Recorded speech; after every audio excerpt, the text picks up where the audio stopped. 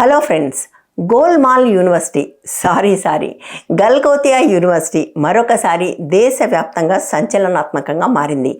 మరొకసారి నేను ఎందుకంటున్నానంటే 2024 సార్వత్రిక ఎన్నికల సందర్భంగా కూడా ఈ యూనివర్సిటీ చేసిన ఒక పని వల్ల ఆ యూనివర్సిటీ పిల్లలు విపరీతంగా నవ్వుల పాలయ్యారు.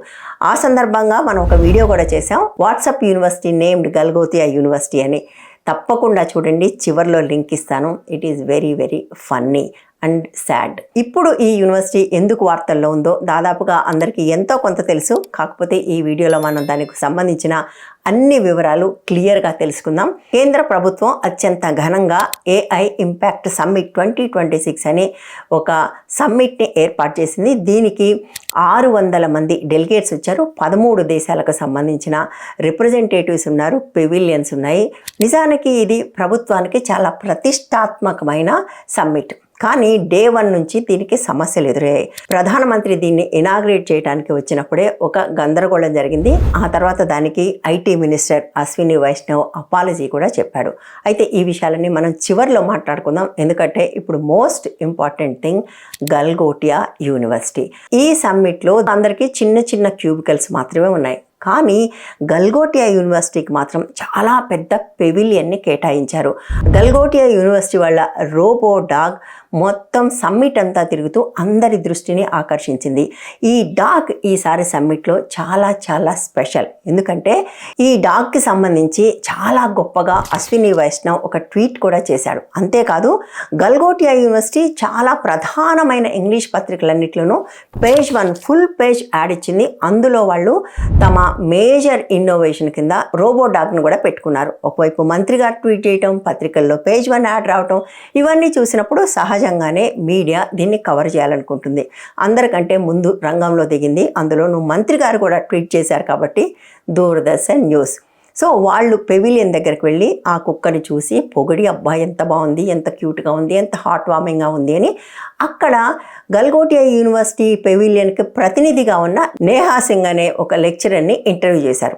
ఆమెను యూనివర్సిటీ వాళ్ళే అక్కడ పెట్టారు. ఎందుకంటే ఆమె కమ్యూనికేషన్స్ డిపార్ట్మెంట్ నుంచి వచ్చింది, ఆమెకు మంచి ఇంగ్లీష్ వచ్చు, చక్కగా మాట్లాడుతుంది, చక్కగా ఉంది కూడా.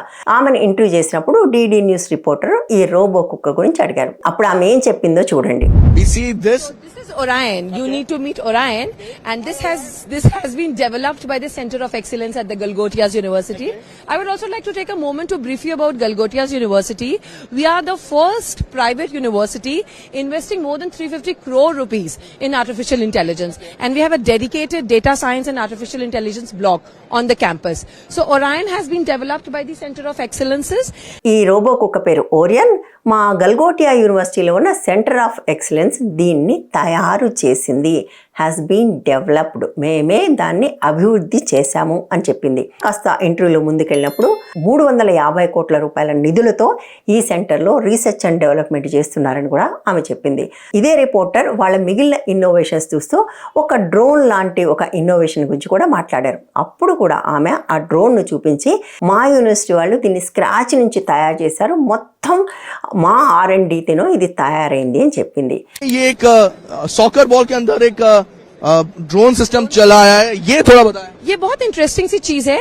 इसकी एंड टू एंड इंजीनियरिंग से लेकर के इसका एप्लीकेशन सब कुछ यूनिवर्सिटी पे हुआ है, और ये इंडिया का पहला ड्रोन सॉकर एरिना है जो गलगोटियास पे ऑन कैंपस आपको देखने को मिलेगा. అసలు సమస్య అక్కడ మొదలైంది. శర్మ అనే ఒక దేశద్రోహి ఉన్నాడు. ఎందుకు ఆయన దేశద్రోహి అంటున్నానంటే, తప్పుల్ని అబద్ధాలని బయట పెట్టే వాళ్ళని ఈ దేశంలో దేశద్రోహులు అంటారు కదా, అందుకని ఆయన కూడా ఒక దేశద్రోహి. ఆయన వెంటనే ఈమె చెప్పిన ఈ 2 వార్తలను తీసుకుని AIతోనే సెర్చ్ చేశాడు. ఈ రోబో కుక్క ఏదైతే ఉందో ఇది చైనాలో తయారయ్యే ఒక కుక్క. అది ఆన్లైన్లో ఎవరికంటే వాళ్లకు దొరుకుతుంది $2,800. దాని అసలు పేరు యూనిట్రీ గో2.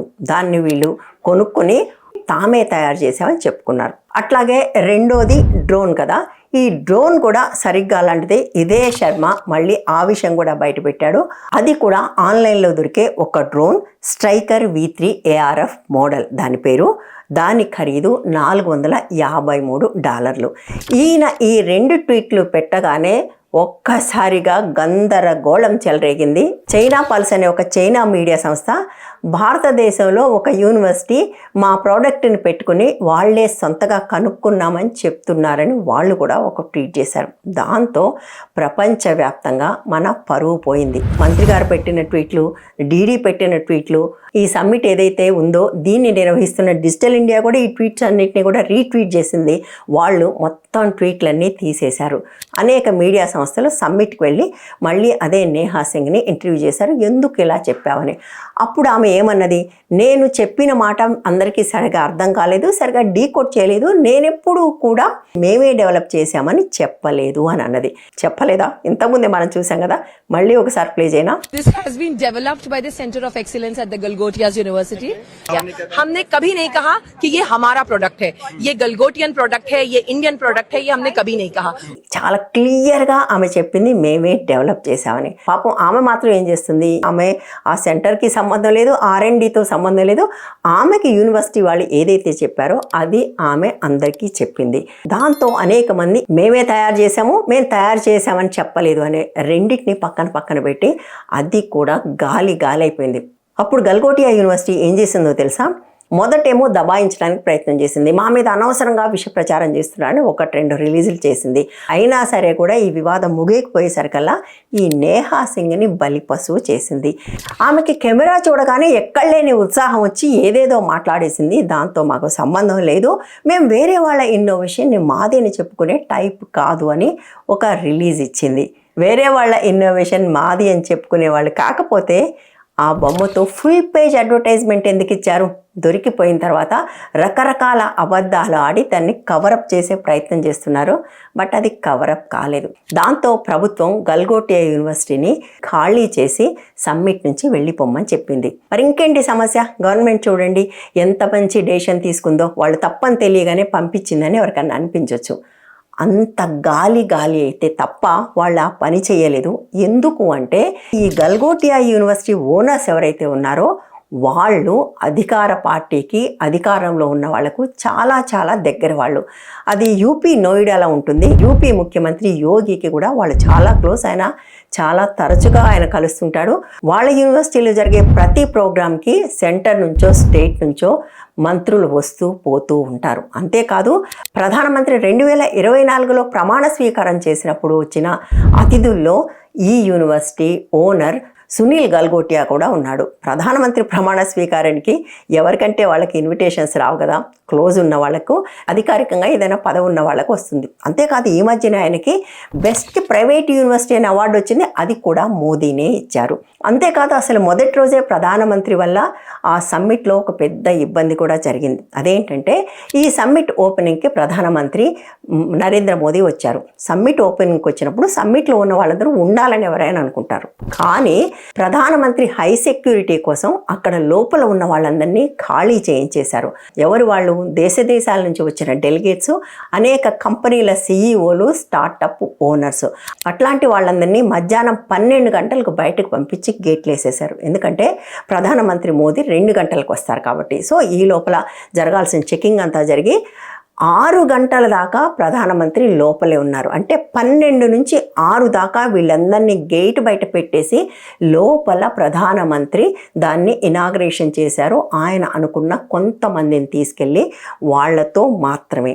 ఎవరైతే నిజంగా సమ్మిట్ని విజయవంతం చేస్తున్నారో, పాల్గొంటున్నారో, ఇన్నోవేషన్స్ తీసుకొచ్చారో వాళ్ళందరినీ బయటకు పంపించేశారు.